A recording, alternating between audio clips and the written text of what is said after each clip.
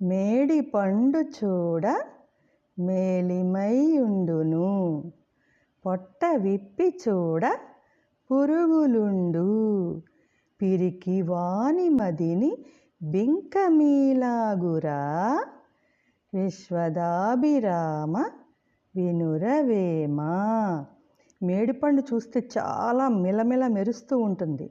అలా చెట్లు చూస్తూ ఉంటే మనకి రకరకాల పళ్ళు కనిపిస్తాయి. అందులో మేడిపండు ఒకటి.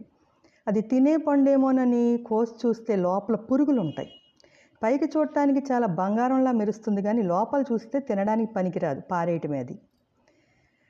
అలా ఆ విధంగా మనుషుల్లో కూడా కొంతమంది పైకి ధైర్యంగా ఉంటారు, లోపల పిరికితనం ఉంటుంది. మీరు చూడండి, పిల్లలు ఎక్కడికి వెళ్ళినా చక్కగా ధైర్యంగా వెళ్తారు, స్కూల్కి వెళ్తారు, మరి ఇంటి దగ్గర కూడా చక్కగా వర్క్ చేసుకుంటారు, టీవీ చక్కగా చూస్తారు, అన్నీ బాగానే ఉంటాయి. బాత్రూమ్కి వెళ్ళాలంటే అమ్మ తోడు రావాలి.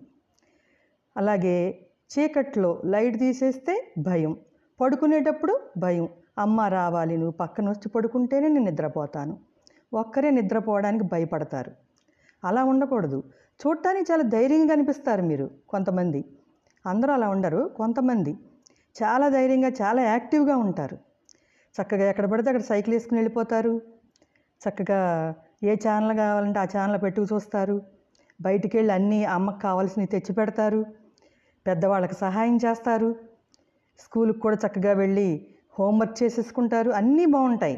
కానీ కొన్ని విషయాల్లో భయపడతారనమాట. నిజంగా ఆశ్చర్యపోతాం ఆ విషయాల్లో, చిన్న చిన్న సంగతులు అవి. అలా భయపడకుండా వాటికి ధైర్యంగా ఉండాలి. అన్ని విషయాల్లో కూడా ధైర్యంగా ఉండాలి.